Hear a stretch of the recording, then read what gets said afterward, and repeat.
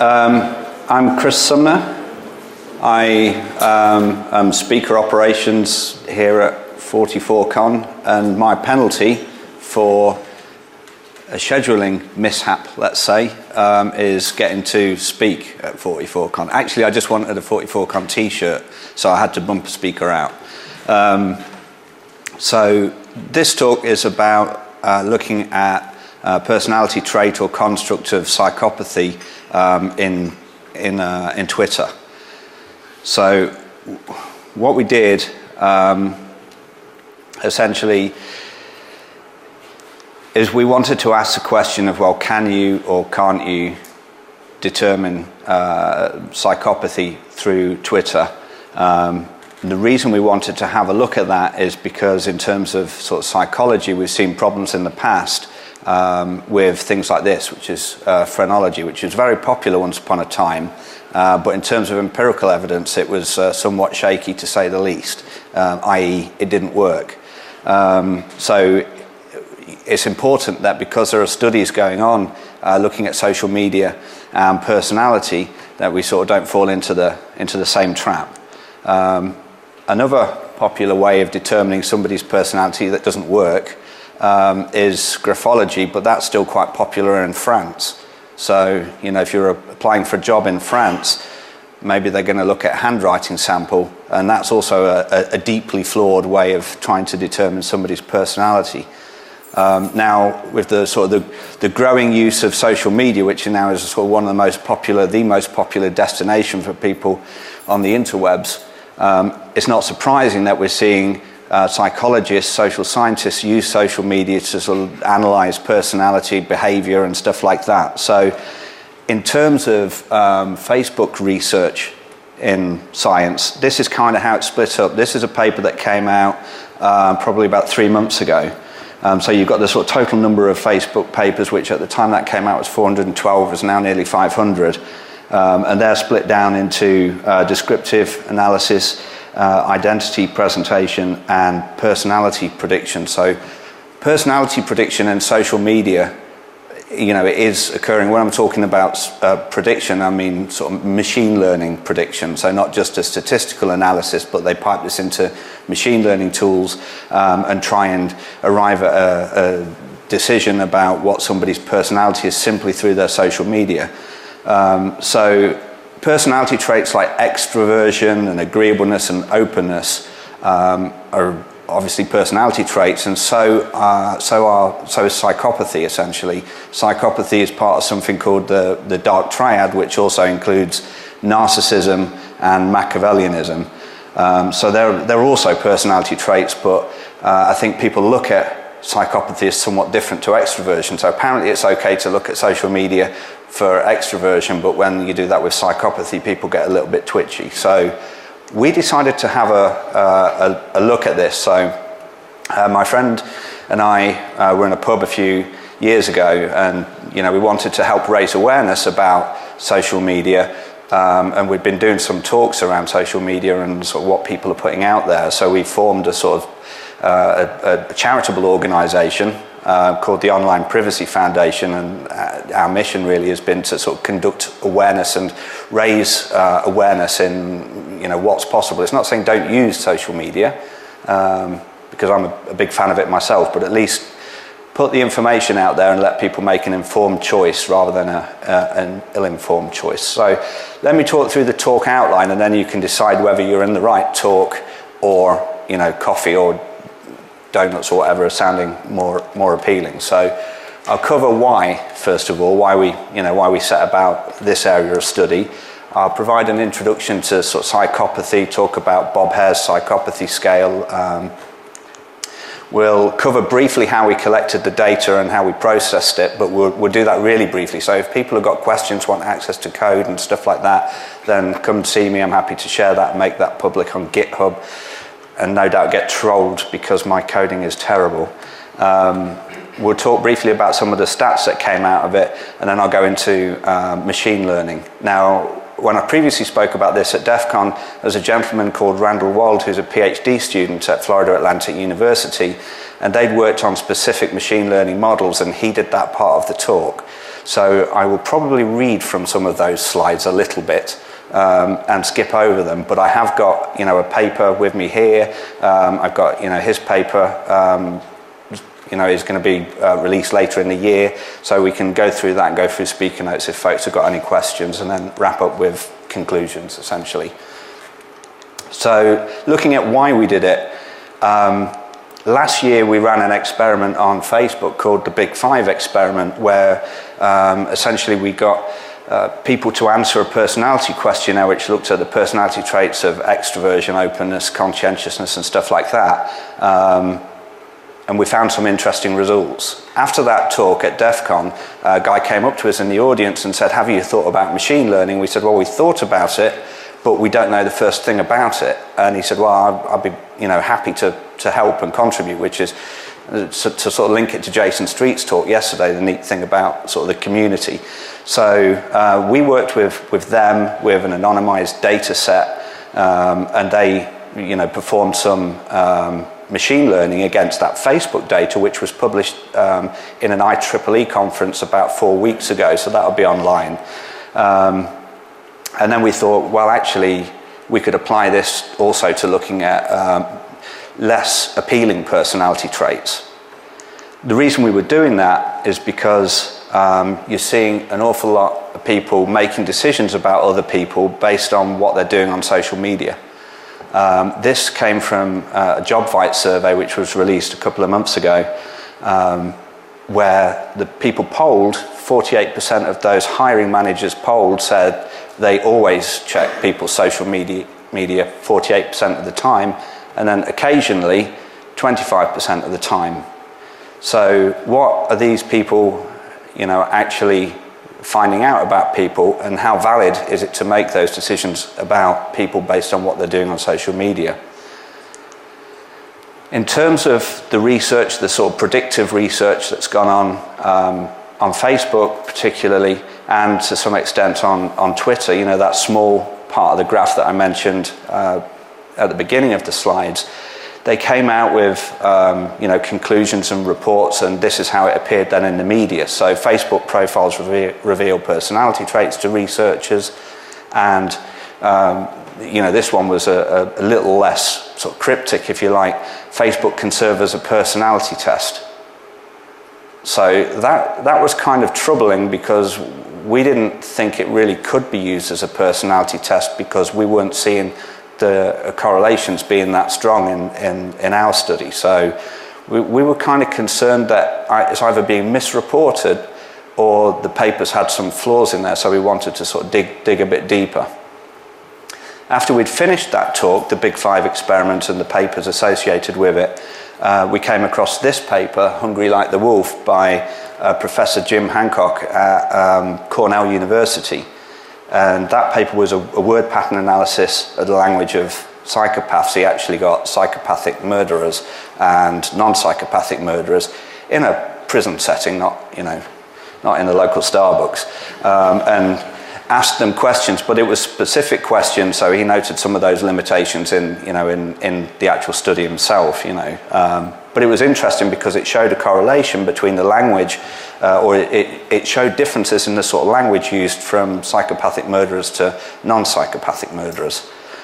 So we'll talk a little bit more about some of that language, but it was, sort of more negative emotions, more anger sort of stuff, and, more fixation on I rather than we. So because psychopaths are more like lone wolves and social beings. After that paper, then we saw this question emerge: can Twitter help expose psychopath killers' traits?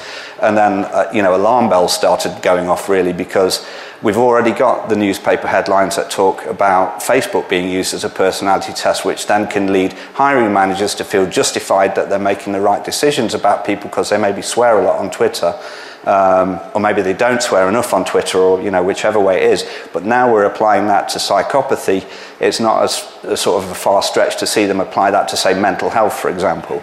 And then where are you at if somebody's going, this guy is suffers from anxiety or depression or what have you, we don't want to go and hire him, if they read that sort of stuff. So we were getting more concerned, and really all all the paper, Jeff Hancock's paper, had said is that these findings on speech begin to open the window into the mind of the psychopath. At no point does he say this detects psychopaths in the community. It's opened something for academic research which is kind of interesting, which may offer some help in other contexts as well. So Bruce Schneier, sort of appropriately raised this as worrying about this because, psychopaths, and we'll define what a psychopath is as we go through it, make up about 1% of the population. So he was concerned about false positives, and sort of rightly so. We also saw earlier in the year an article in the Telegraph saying FBI to use Twitter to predict crimes. Okay, that's not predict psychopathy, but using that to predict crimes. And in fact, we've seen a paper this year called Automatic Crime Prediction Using Events Extracted from Twitter Posts. And we're seeing some more of those studies emerge, and folks have been talking about looking at the change in language in the Arab Spring and the London riots. There's a professor at University of Manchester who'd been looking at, and his name escapes me right now, but I can find that out. And he'd worked with the police up there and the Guardian when they analysed the sort of language that was being used and the content of tweets during the London riots. Then shortly before the DEF CON talk we did right at the end of July, the FBI released a sort of a bulletin, if you like, on their webpage, which was all about psychopathy and crime, which was like a gift because it was a couple of days before the talk, and everybody was saying, that talk's nonsense. It's like, well, the media portrayed it in one way, but out of their bulletin, it said individuals' language is one of the best ways to glean an insight into their thoughts and general outlook. And that came through the work the FBI had been doing, kind of, looking at the language of psychopathy in the papers like Jeff Hancock's paper.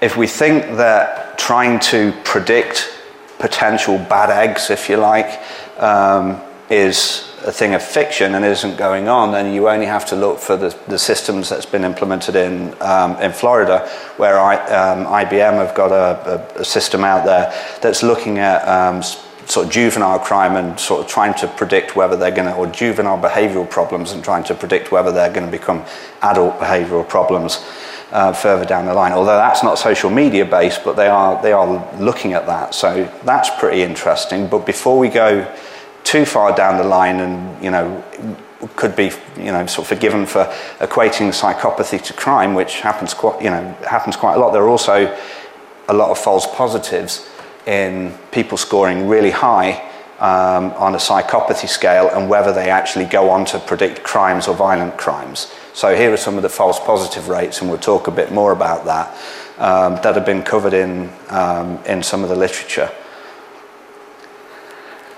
And then we get to these sort of articles, which were related to our DEF CON talk, and psychopaths can be spotted on Twitter. Study says, well, we didn't say that, and they didn't ask us, and the study definitely doesn't say that, because I've got the study here, and to use Jason Street's words, y'all can read it if you like.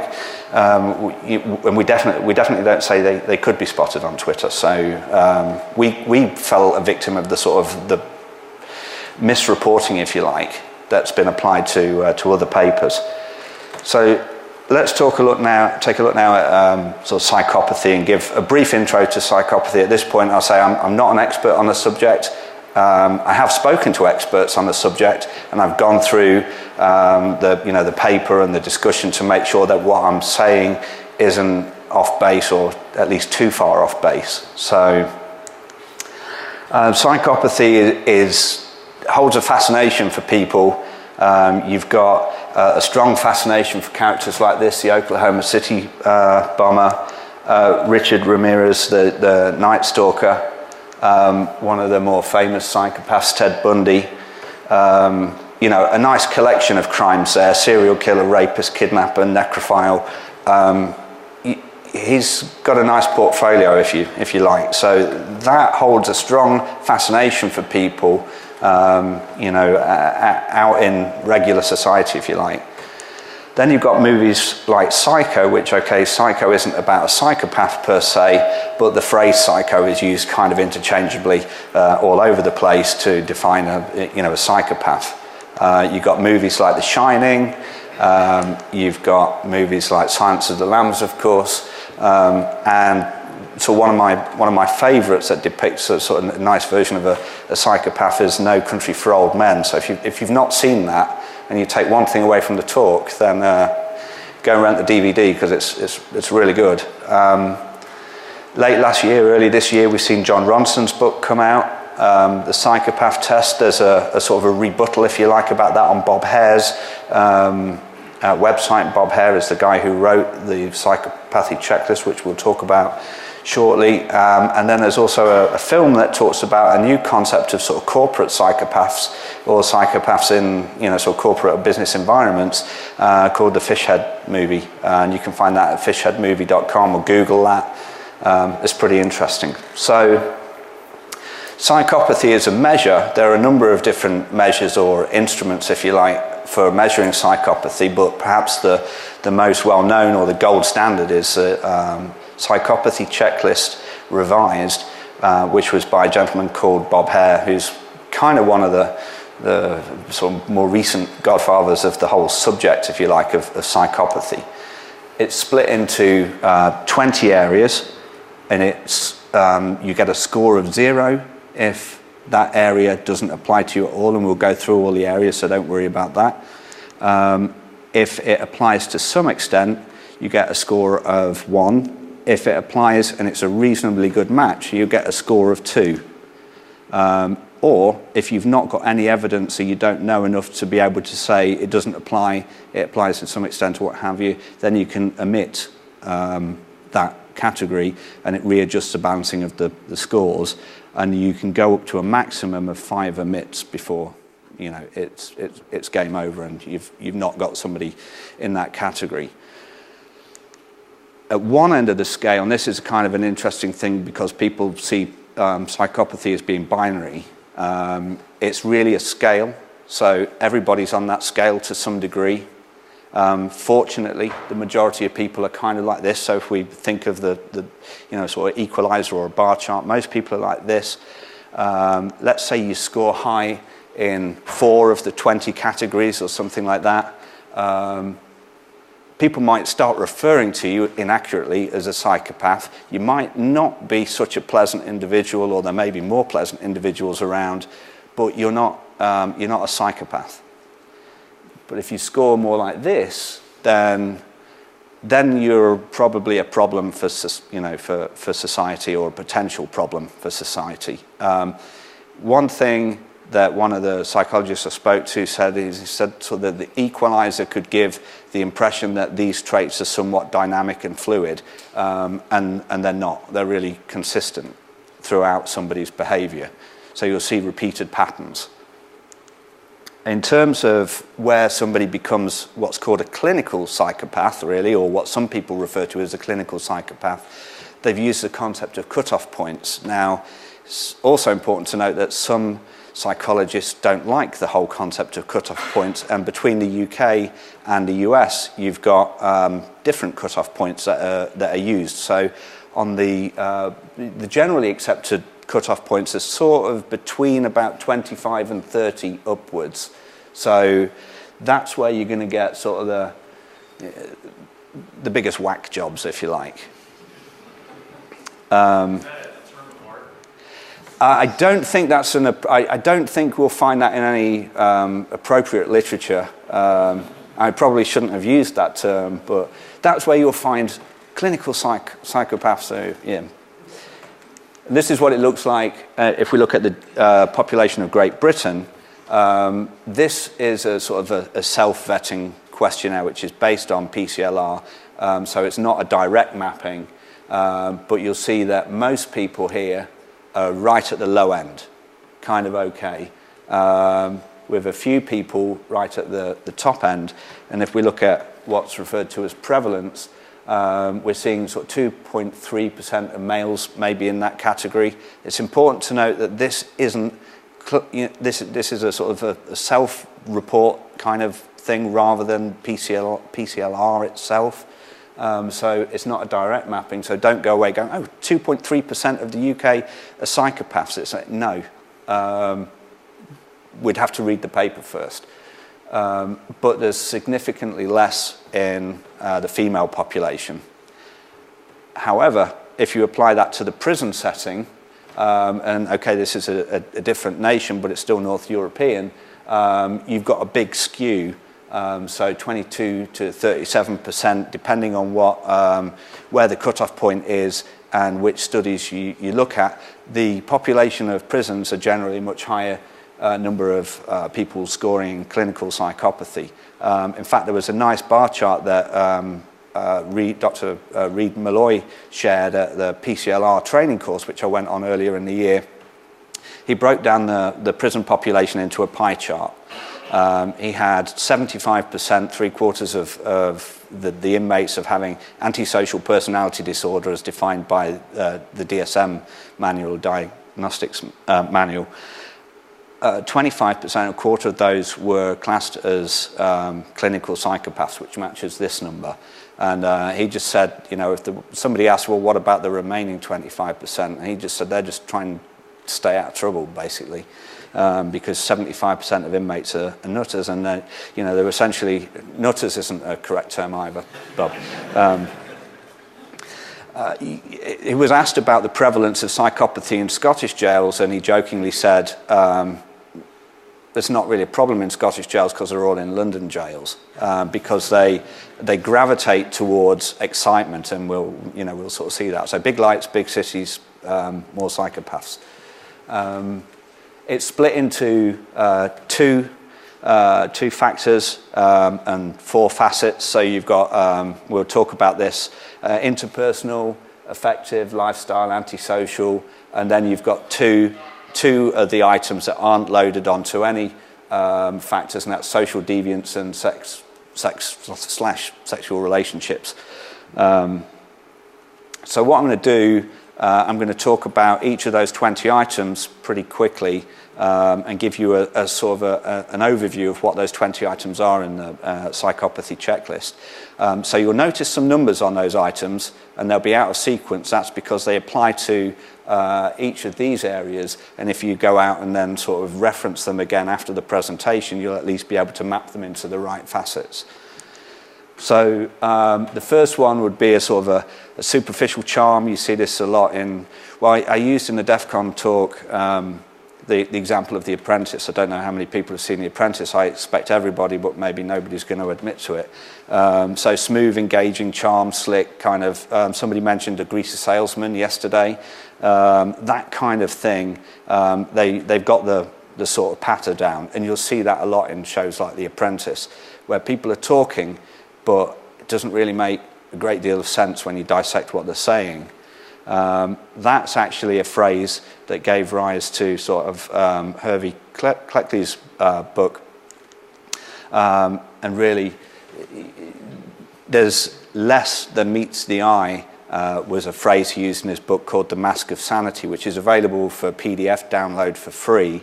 So it's really, there's something going on, but only on the surface.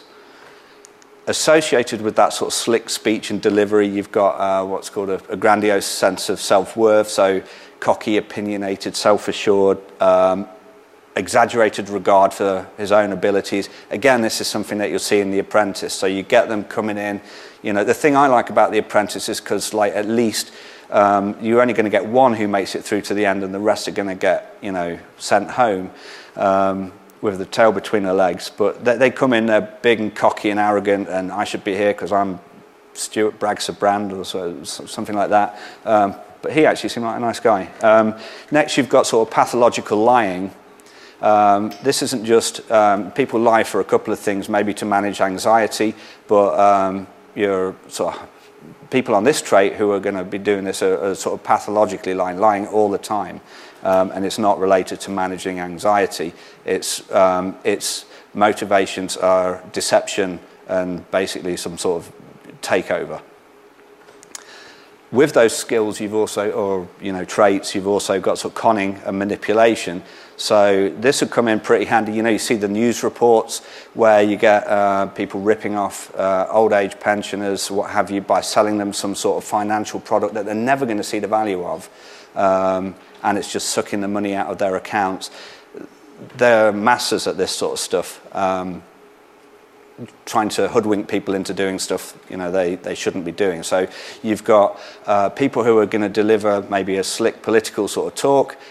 They think they're the best people in the room. They're going to go to a training class, for example, and it doesn't matter who's presenting it. Could be the world's leading expert, and they're going to sit in a training class thinking, yeah, this guy's a jackass. I'm not going to learn anything here because I know this stuff better.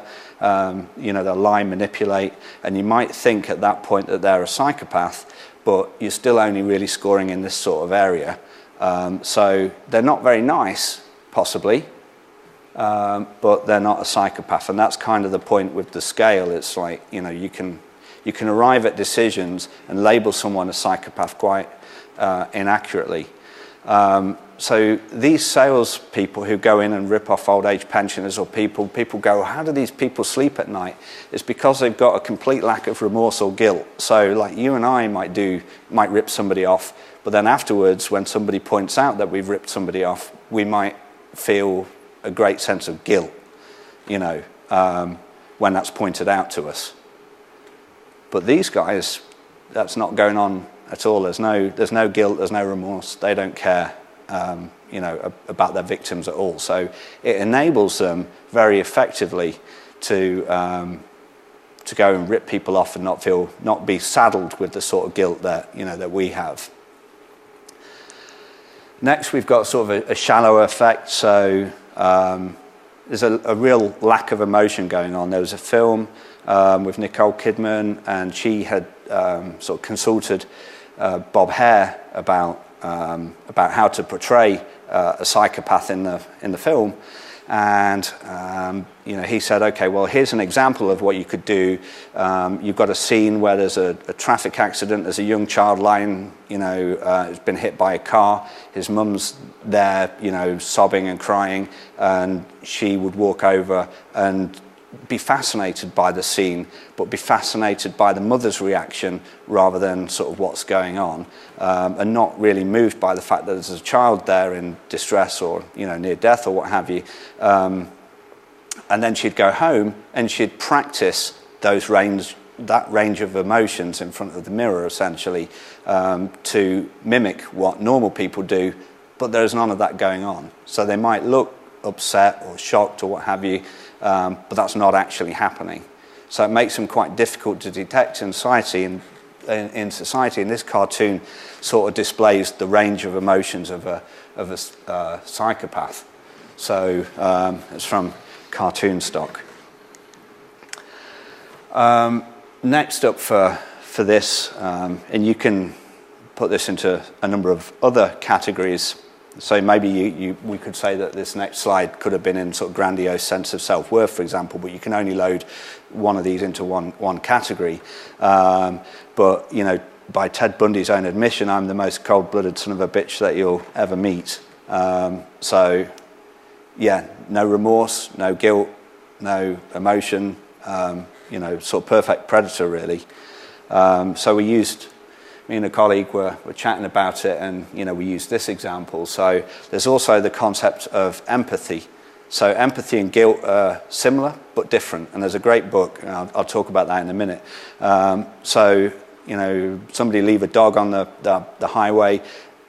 Somebody who's non-psychopathic would probably be looking at that, and maybe rationalize it away, saying, well, at least the dog's going to go to a better home and have a better stab at sort of life, what have you. But a psychopath is just like, I need to get rid of the dog for whatever reason and not worry about it. So if you want to read more about the sort of differences between empathy and guilt, there's a great book called 0 Degrees of Empathy by a gentleman called Simon Baron-Cohen, and if you think that name's familiar, it's because it's Sacha Baron Cohen's brother. So one of them is, Ali G. Borat, your favourite character, what have you, and the other is a professor at Cambridge University and has written an excellent book about empathy. Your psychopath is also going to have an inbuilt ability to not accept responsibility for any actions.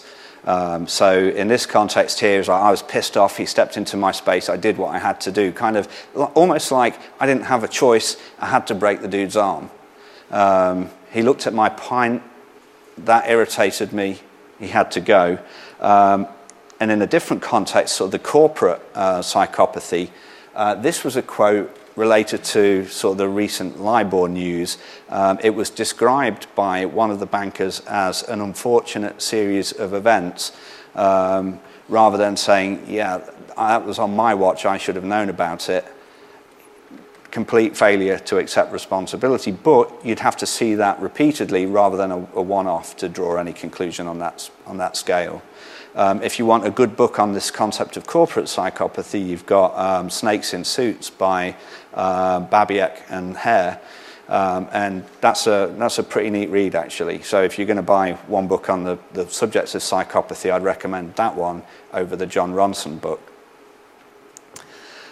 Next, you've got a need for stimulation. So these people need stimulation, are prone to boredom, but there's a difference here between skydiving, say, for a need of stimulation, and this kind of need for stimulation, which is kind of more like what you'd see. So lots of parties, lots of drugs involved with that possibly, and constantly doing that. Another example for that was, you can Google these things. It's like a murderer was interviewed for shooting up a bunch of people in the US randomly, and his reaction was like, well, I just wanted to, when interviewed, why did you do it? His response was, I was a bit bored, I just wanted to see what would happen. So that's a sort of level of need for stimulation, if you like. They also have a parasitic lifestyle, so they'll lock onto to people who are going to provide for them shelter, financial needs, that sort of thing. So they'll identify victims very well and find people who are going to support them without them having to do a great deal. And that also relates back to the Snakes in Suits book, where you're going to find them also in the work environment, where these people are going to do very little, if anything, in the work context, and probably move on before that gets spotted, just leaving a trail of destruction behind them. So a product that fails, then they'll link that to the sort of the failure to accept responsibility, because they'll say, well, it was fine when I left, the new dude must have screwed it up.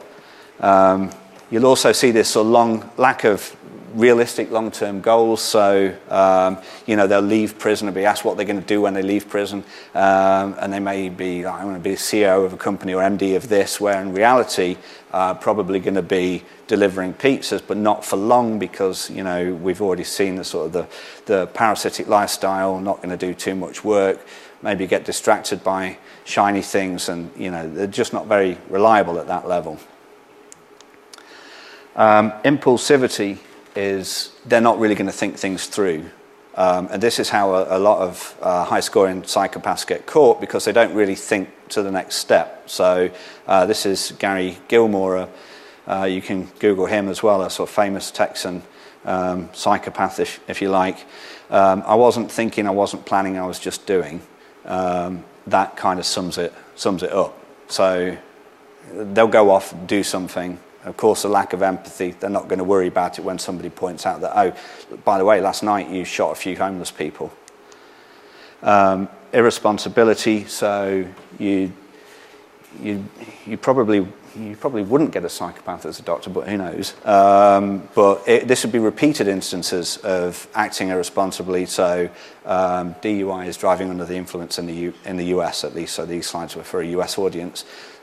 Turning up to work stoned, not honouring debts from friends. Of course, they don't really have friends like you and I do, because there's not that emotional context.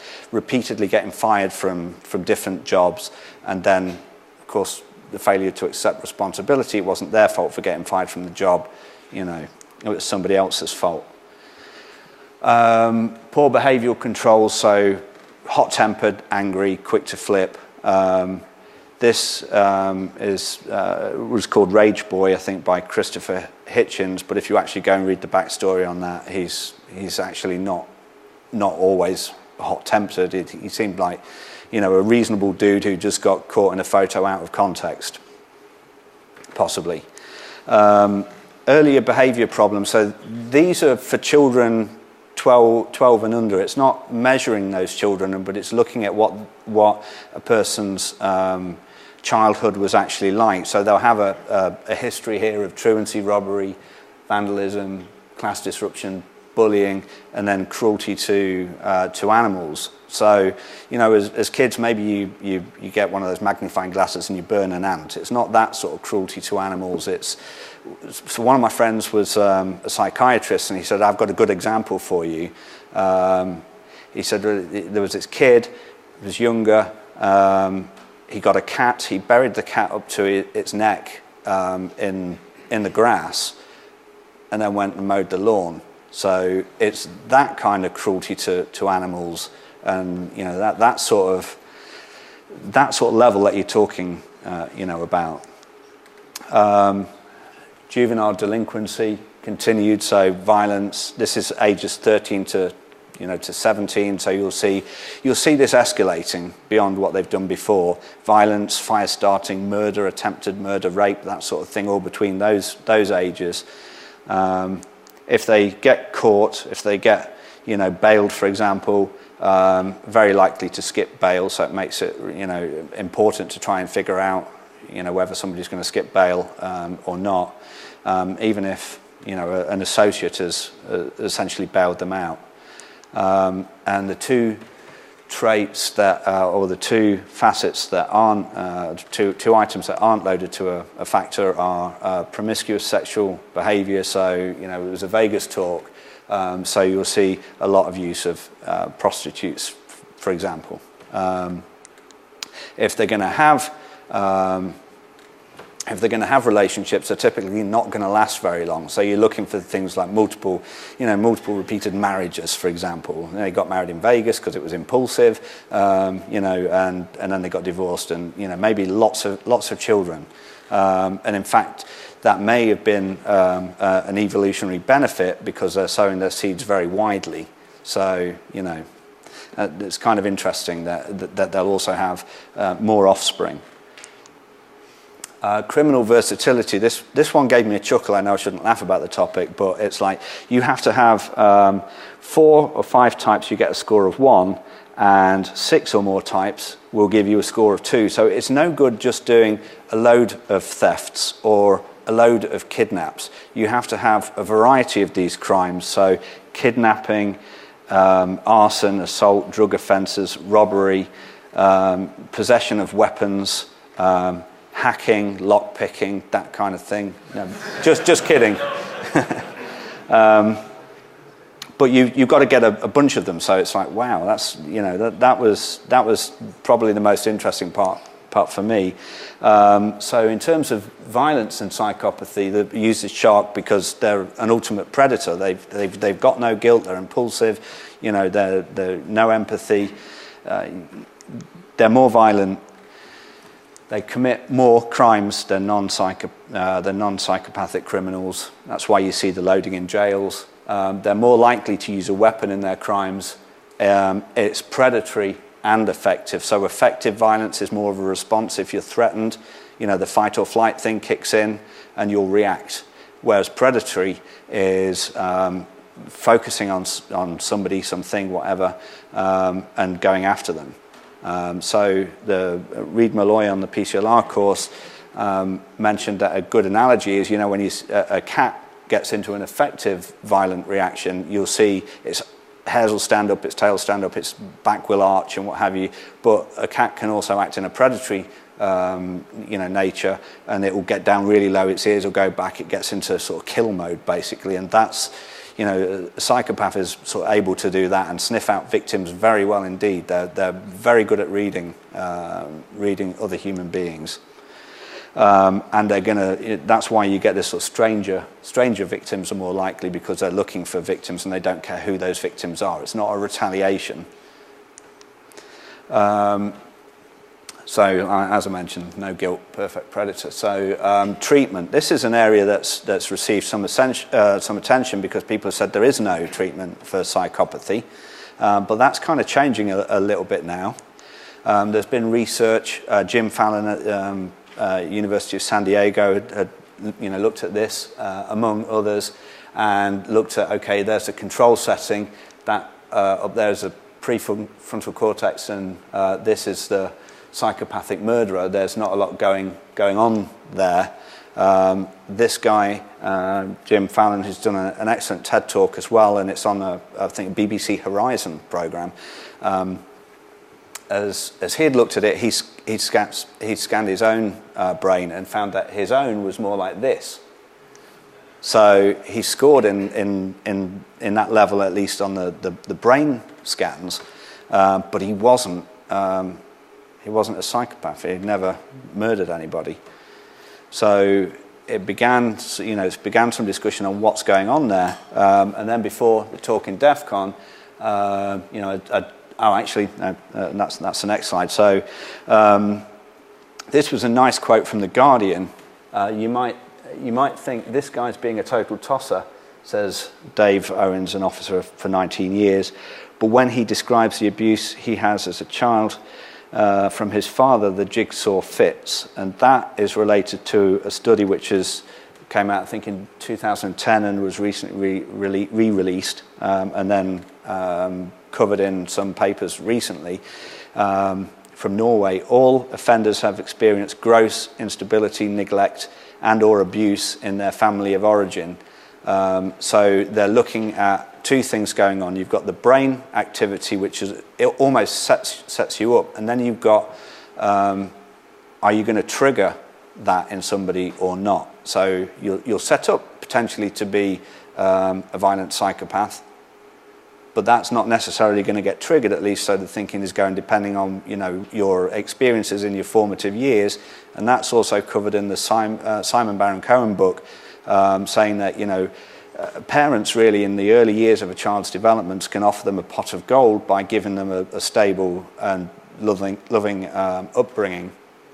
And that's what Jim Fallon had noted when he'd looked back at his childhood, is that he'd had a really positive and supporting childhood.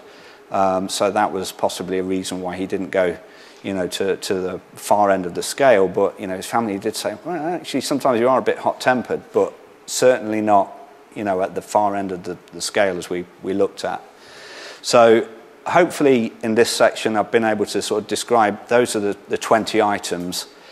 You're looking for a score of around 30. It's pretty hard to get to a score of around 30 unless you've done some seriously bad stuff, and that's sort of consistent through your life. And that's why you see the heavy skew to the left in the charts and not so many people in psychopathy. So how did we go about doing this? We essentially created an application, hooked it up with Twitter, and then asked people to take part in it. So as they took part in it, it asked them essentially, it presented them with a questionnaire, and the questionnaire was called the Short Dark Triad by Professor Paul House at University of British Columbia. It asks a number of questions, but for psychopathy, these are the questions. I like to get revenge on authorities. I avoid dangerous situations. Where it's got an R, that means it's reversed. I don't avoid dangerous situations. It would get you a sort of you get the idea maybe. Payback needs to be quick and nasty, which was a sort of personal favourite of mine. People often say I'm out of control. It's true that I can be cruel. I've never, people who mess with me always regret it. Some of you may want to use that. I've never got into trouble with the law. So I like to pick on losers, and I'll say anything to get what I want, and people respond to that on a scale of 1 to 5, agree strongly to disagree strongly. I'll talk about some of the limitations with self-assessments as we go through. At this point, we'd emailed a bunch of people, and Stephen Fry was one of the people we emailed. And to my surprise, he he tweeted about our experiment, and then things kind of went nuts. So we launched this on Twitter. We got about, we offered an iPad. We had 24 people take part, and then I was looking at the counter one night, and I was like, 180 something. That's weird. And then, refreshed it because I was thinking, my programming sucks. Well, it does suck, but I didn't, that was just unheard of. And then it was up to 200 and something. I was like, what? What? WTF, I think. Then I looked on Twitter to see what was going on, and Stephen Fry had tweeted it, and we ended up with 2,927 that we actually used in the study, and 2,000 of them came in, a sort of a 12 to 24 hour period. So we got their self-assessment personality, not just psychopathy, but other personality dimensions, and we got their, their Twitter ID, which we then later used to gather all of their Twitter information, with their permission, so their profile information, all of their historic tweets. You can get up to about 3,200 historic tweets. Pulled them all down, used one of these, which was actually pretty nice, using Ubuntu, CouchDB. The scripts are all written in Python. I used PyCurl because some of the higher level libraries didn't give me the ability to see what was going on when things would screw up, because you're calling the API a lot of times. I also get whitelisting with Twitter, so I was able to make 20,000 calls an hour rather than 150, which greatly speeds things up. So you're getting down 3,000 people who've got 3,000 tweets a piece, roughly, something like that. So we ended up with about 3.5 million tweets, essentially, and all of the profile information. We compared that then to the self-assessment to look for relationships between language usage, Twitter profile information like number of followers and friends and stuff like that, and the clout score. It's also important to note that the clout score has recently changed, so it's still probably valid, but the clout scoring has recently changed. So in terms of the statistics, I'll go over this pretty quickly, and we're going to have a lot more information that you can come and have a look at in the papers. But our distribution using the SD3 shows that you've got most people here who are low scoring in psychopathy, and just a few people who are high. You might be thinking, yes, but maybe they all lied. Well, maybe they did, but we'll talk about that as part of the limitations. I think our hope is that we've got such a large sample that any lying going on, you'd struggle to manipulate the correlation significantly, at least. In terms of the correlation between the psychopathy and what's called the Big Five of openness, conscientiousness, extroversion, agreeableness, and neuroticism, the blue bar represents a cross-correlation that Paul Huss had done at the University of British Columbia. So we saw some similarities here, most notably, I think, in the trait of agreeableness. So the more agreeable somebody is in terms of the Big Five, the less likely they are to be have a high number of psychopathic traits, and also in conscientiousness. So you've got this sort of low conscientiousness, which you could link to impulsivity and what have you, and you've got low agreeableness, which means they're going to be nasty, basically. And the BBC did a really nice personality lab thing about a year ago, something like that, where they looked at people in an organisation, and they found the higher up people go in an organisation, guess what? The less agreeable they are. So as you get to the top, it's more likely that you're going to run into less agreeable people than you are at the bottom of the organisation. So in terms of the results, in terms of attributes, these are pretty weak correlations, and that's kind of important to know, but they're still statistically significant at the p 0.01 level. So number of tweets, and that was number of tweets in a 3-month period. That's what the star's there for. The number of original tweets, because we divided original tweets, retweets, and replies up. I'll talk about the retweets in Q&A, because it was difficult to do that other than just looking at tweets that started with RT. And then looking at the number of followers per friend as well. Who's following people back. Where you see those profiles, probably a bit like mine, where the follower and friend count is almost the same. Other people have got millions of followers but follow relatively few people back. In terms of clout, there was a statistically significant relationship between the clout score and psychopathy. It was higher for narcissism, by the way, but that's not covered in this talk, but it is in the paper.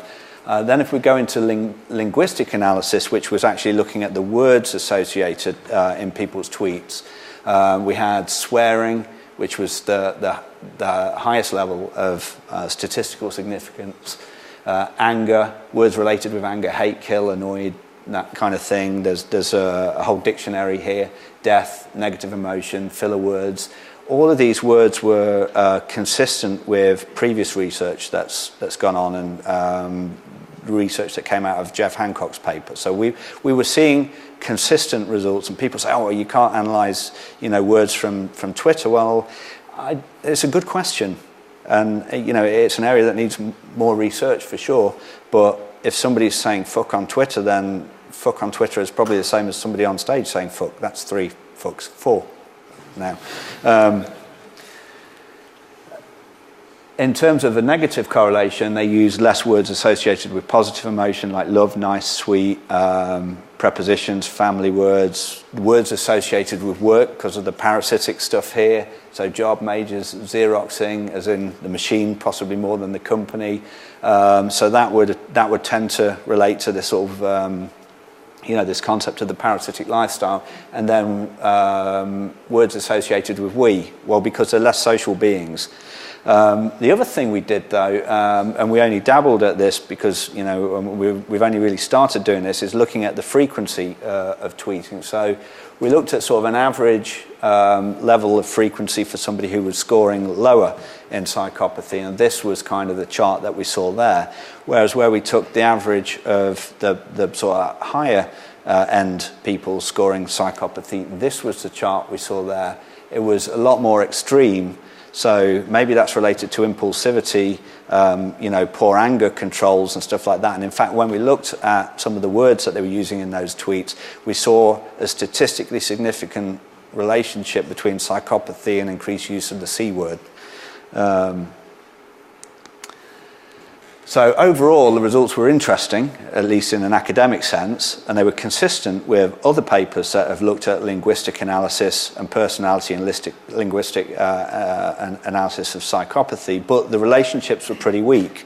And that's where we got into machine learning. I'm kind of aware that we're low on time, so I'll go quite quickly through these, which is also quite handy because this is the area I know the least about. Essentially what we're doing here is we're collecting these individuals, we're looking at the attributes associated with that. We ended up with 447 attributes. We used 337 in the machine learning. And they'd be, all of the linguistic analysis, friends, followers, stuff like that. And then we classified them, as high or low. And we also looked at using them on a sort of scalar level, as they're related to their actual psychopathy scores. So how you attack machine learning really depends on the question that you're trying to answer. So we tried to ask these questions, essentially. We wanted to see about sort of identifying the top N of psychopathic scorers, where N was either 1.4% of those folks, 3 standard deviations from the mean, and also the 90th percentile. We also split the group, a median split, into high versus low, and then we also looked at the performance on the actual scale, people scoring between 0 and 5. So we actually tried to do all 3 rather than focusing on 1, which brings me to an interesting point, and this is related to where I started the talk, is evaluation metrics or evaluation of your machine prediction can land you in a whole bunch of shit, basically, and result in some interesting headlines. So, for example, here is the 1% of the population who are psychopaths, according to the Bob Hare sort of definition. I did this in the bar last night, so I hope there's 100, but there could be like 10. I have no idea. So you've got that one guy. Well, you can achieve pretty fantastic. If you're trying to predict, that 1.1% of the population, you're going to get 99% accuracy just by predicting everybody is low, which is great in horse racing, but less good if you're trying to predict somebody who maybe, have antisocial traits. Now, the papers that came out earlier on Facebook saying Facebook can be used to accurately predict personality, and it can do that within 10%, had used mean average error, and in our opinion, at least, that warrants more inspection. I'm not saying it's flawed, it just warrants more inspection, because we can get 99% accuracy, but we know that it actually sucks a bit more than that. So we have to be very careful about drawing conclusions based on machine learning just by saying, well, the model's accurate, because it depends how you evaluate it. So another way of evaluating the performance of a machine model is something called a confusion matrix, which actually probably is more familiar if you look at true positives. So you've got the people who are actually high scores out 1% and low, and get predicted as high or low. So you've got true positives, that's good. You've got true negatives, that's good too. Then you've got people who are actually low scorers who get classified as high, false positives, and then you've got the high scorers who get classified as low, false negatives. So this is where this, I think, is more readable, if you like, for everybody, really. Another way of displaying that is this concept of receiver operator characteristics, a ROC curve, which basically plots a true positive rate versus a false positive rate, and the dotted line there is essentially the toss of a coin, sort of 50%. So what we used in our research was we looked at true positive rate, true negative rate, and we used this concept of arithmetic mean and geometric mean to balance that out, and I can talk a bit more about that afterwards. So I had a couple of problems. One is, the guys at Florida Atlantic University, were helping us out, but we wanted to look at this ourselves, and we didn't know a great deal about data mining, but there's a service for that where you can host data mining competitions if you've got no clue whatsoever, and it's called Kaggle.com. So you've got a data set, for example, maybe it's malware or what have you, and you don't know what to do about it. You can go to Kaggle.com and create if you like, a data science competition. For non-profits, it was free when we did it, and they typically offer a prize. So it can be a prize, can be from nothing just to kudos, or from, our prize was about $1,000, but some competitions attract a prize fund of about $3 million or something like that. So it depends what incentives you're looking for, but it's a really nice resource, and they're a really great bunch of guys. So we ended up with over 100 teams and 1,000 models, and it ended up with results like this, which is the true positive rate of 0.64, which is a little bit better than the toss of a coin, essentially. I'll show what that looks like on the actual graph. I knew that was going to happen. I hope you've got a lot of ammo, because I've still got a way to go.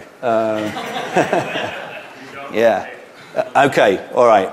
I'll try and talk quickly. So random guessing, winning model is here. This concept of the Kaggle benchmark was the benchmark that Kaggle set. And when we look at that, that's a toss of a coin. That's the performance of the model. The higher you are to the left-hand corner in this receiver operating curve, the better you are. And to put that into sort of more understandable terms, this is what we found. Out of 125 people who were in that top percentile, we correctly identified 2. Brilliant.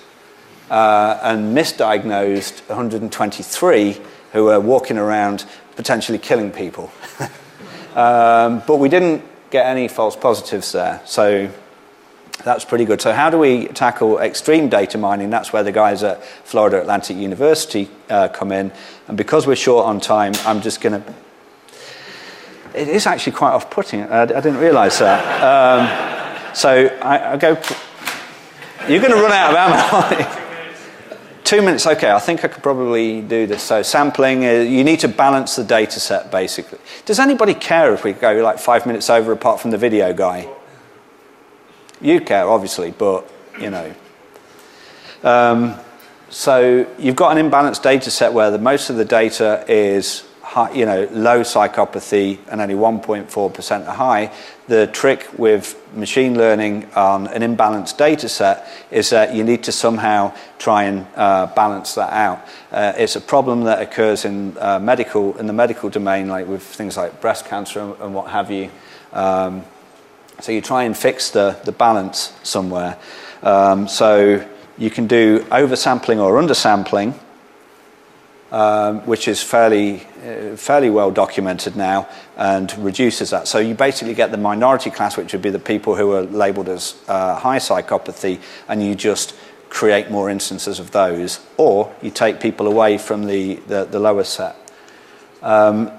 In terms of the machine models that we use, these ensembles basically combine multiple weaker models into one great big machine learning model.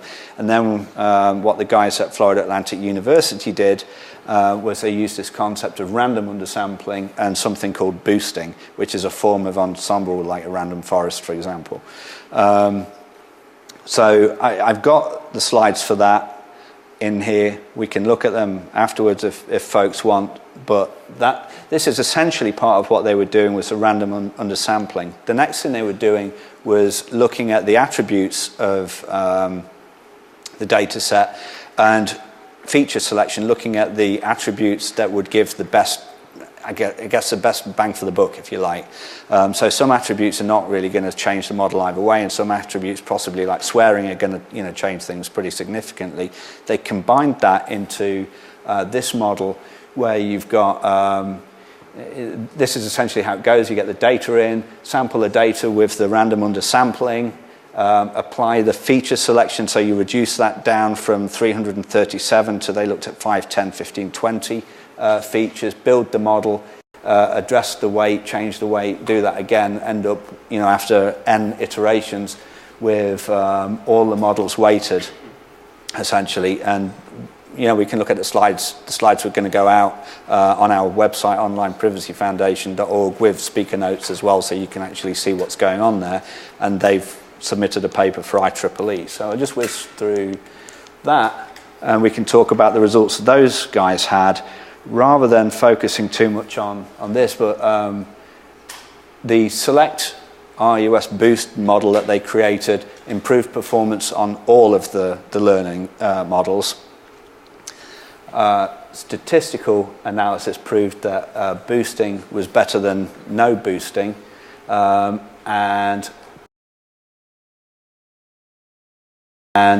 the best results actually look better like this. So if we look at the Kaggle winner, for example, 0.64, 0.66, they were able to get an improvement on that at 0.7, 0.719. And if we look at their performance for trying to predict the top 1.4% of scorers, they were able to, 41% of the population of our sample were high scorers. 29 we predicted accurately, but we also managed to lump in 808 people who were low scorers in that high scoring category. So Bruce Schneier's fears about false positives is an appropriate fear to have, essentially. But you've only got 12 who are out there. So you can reduce the scope, but you've got a lot of false positives. And that's where we draw some of the conclusions from it. First conclusion is, if you're looking at papers with this, really question the evaluation criteria, because accuracy, we got 99% accuracy, but we still got 808 false positives, which is pretty damn poor. leads on to the next bullet, I guess, poor when it's applied to individuals, at least. So are you going to be able to predict somebody accurately just from their Twitter feeds as being a high scorer? No, not really. But if you add more measures to, you look at different aspects of somebody's behaviour, then things get a little bit more interesting. So Professor Mitya back recently at European Conference on Personality had looked at applying different views of somebody's behaviour and was able to significantly increase the performance of predicting somebody's personality. So if you had, say, Twitter usage and sort of criminal background, then you might get a better prediction. Or maybe facial recognition, that sort of stuff. It's all possible. So if you combine it with the closed source information that certain agencies might have about people, then maybe you're able to get a little bit better performance. I don't know how good that performance would be, obviously, because I don't have access to that sort of closed source data. However, where I think it's actually more interesting on an academic level is observing changes in society. So if you get a group of people, say you look at the whole population of Manchester versus the whole population of Liverpool, and you see which is more antisocial. I mentioned Manchester because that was one of the least social places in a survey a few years ago about tweeting. So you could look maybe over time, are antisocial traits increasing or not? And depending on your viewpoint, that's either going to be a good thing and a useful thing for society, or it's not. And it's, in case people are thinking, well, maybe that's new, there's a book here called Unmasking the Psychopath, which has a quote from a gentleman from 1835 where he was worrying about the impacts of industrialization on what he called moral insanity, brackets psychopathy. So he was noticing a change in levels of antisocial behaviour through that, and that there's a recent paper about corporate psychopathy that was written in relation to the financial crisis, where the theory is that a rise in antisocial personality traits has had a major impact on the whole aspect of the financial crisis. It's by a chap called Clive Bodie at Nottingham University. So that's pretty interesting. It might be interesting for understanding why people are cyberbullying, what's going on in people's minds there. Maybe offers some interesting insights into, sort of language. In terms of spotting an actual psychopathic killer, you guys decide, but we don't think so. We just think it's interesting academically. But, that Fox headline of Twitter, study says you can spot psychopaths on Twitter or what have you, we think that's incorrect, really. So quickly, limitations, it was a self-report scale, although evidence on research on self-report suggests that most people actually don't lie, and is kind of a widely used approach. Or at least self-reports are fairly widely used in psychology. The assessment tool we used, short dark triad, is not a widely used assessment. So that's another issue. Maybe we introduced a selection bias from just, having the majority of our sample selected through, Stephen Fry followers, although actually I think he's probably going to have a reasonable balance of sort of people following him. And then a linguistic analysis of tweets. It's pretty early days really for doing that. People maybe combine words, tweet differently because you're reducing the number of space you've got, and maybe that's encouraging people to be more direct. I attribute that limitation to Aaron Phoenix, who said actually maybe it's causing people to be more direct in their tweeting rather than what they'd actually do if they had more characters to write in. And finally, really looking at sort of where this whole area of research is kind of there. So for saying, social media can predict personality, it's really, really early days, and there's a lot more research that should happen. And I think now we're at a time, not just from an academic perspective, but from society, we should really be beginning to ask more of this sort of question is, under what circumstances, if any, is it ever appropriate to use social media for personality profiling? Is it even acceptable for looking at changing levels of personality sort of traits, antisocial personality traits? Before I forget, and this sort of is the last slide, the reason I say it's interesting for looking at changing levels of antisocial traits is that between what are called communal countries like China and Taiwan, where it's sort of more social countries, you've got lower levels of psychopathy. So Taiwan was like 0.1% of the population scored in that category, whereas in the US, which is termed an agentic society, which is more individualistic, it was 1.4 to 4 point something.